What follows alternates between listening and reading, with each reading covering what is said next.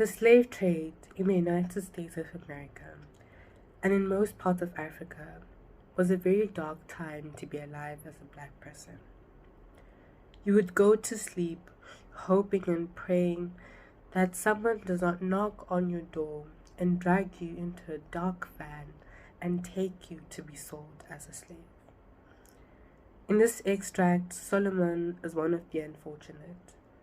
A man who was once free in Washington is kidnapped, beaten severely, and is now being taken to be sold as a slave.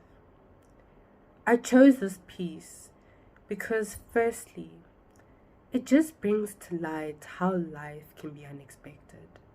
We do not know what is going to happen tomorrow.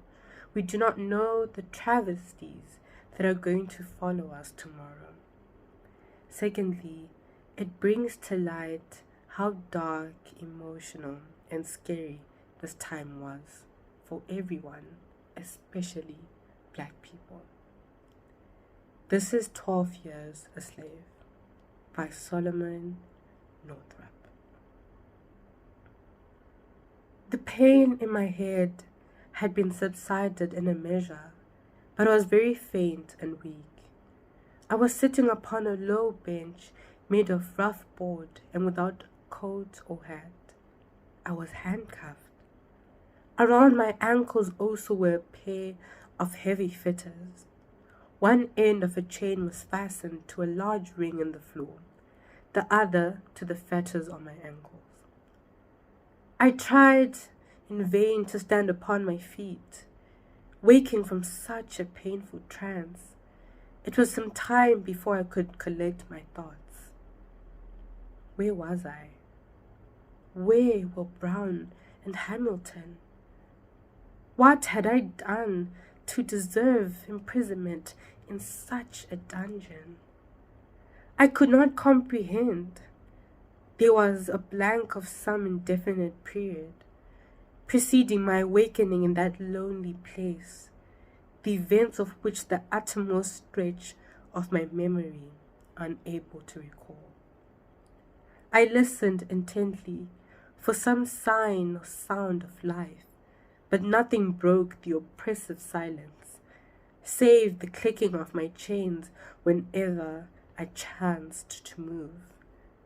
I spoke aloud, but the sound of my voice startled me.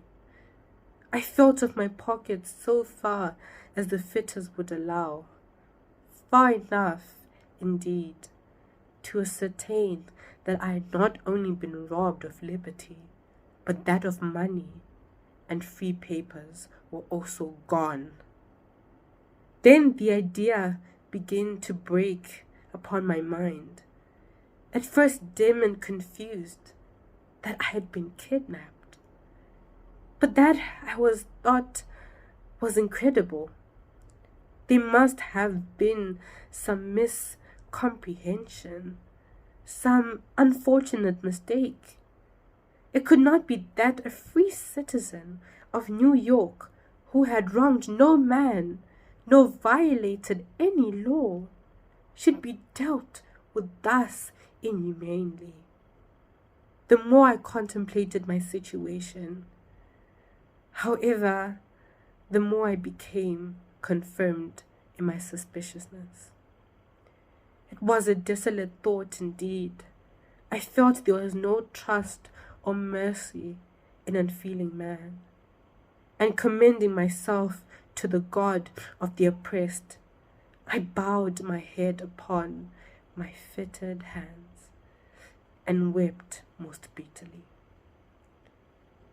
Some 3 hours elapsed, during which time I remained seated on the low bench, absorbed in painful meditations.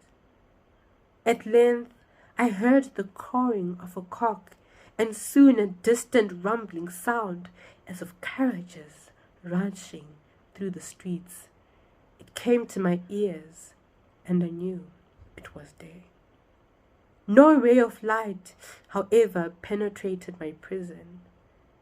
Finally, I heard footsteps immediately overhead, as of someone walking to and fro. It occurred to me then that I must be in an underground apartment, and the damp, mildly odors of the place confirmed the supposition. The noise above continued for at least 1 hour, when at last I heard footsteps approaching from without. A key rattled in the lock. A strong door swung back upon its hinges, admitting a flood of light, and 2 men entered and stood before me. One of them was a large, powerful man, 40 years of age perhaps, with dark, chestnut-colored hair, slightly interspersed with grey. His face was full, his complexion flush, his features glossily coarse, expressive of nothing but cruelty and cunning. He was about 5 feet 10 inches high, of full habit and without prejudice. I must be allowed to say, was a man whose whole appearance was sinister and repugnant.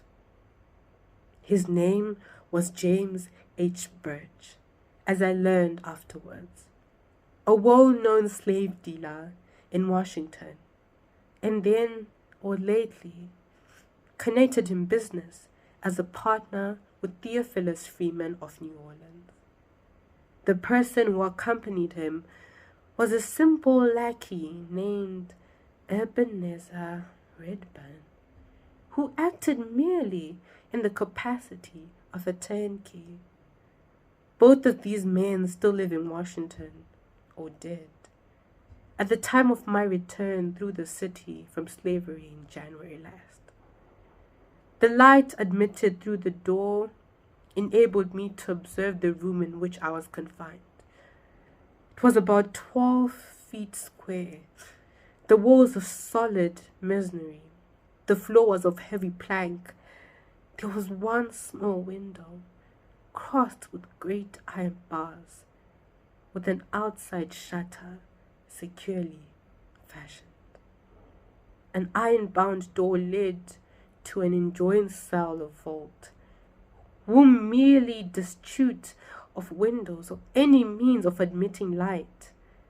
The furniture of the room in which I was consisted of a wooden bench on which I sat, an old-fashioned dirty box stove, and besides these, in either cell, there was neither bed, nor blanket, nor any other thing whatsoever. The door through which Miss Birch and Redburn entered led through a small passage up a flight of steps into a yard, surrounded by a brick wall 10 or 12 feet high, immediately in the rear of a building of the same width as itself. The yard extended rearward from the house above about 30 feet. In one part of the wall, there was a strongly ironed door opening into a narrow passage leading along one side of the house into a street. The doom of the colored man upon whom the door leading out of that narrow passage closed was sealed. The top of the wall supported one end of a roof, which ascended inwards, forming some kind of open shed. This is the moment I realized that there was no escape. The moment I realized I was a slave. The moment I realized that my freedom was gone. Thank you.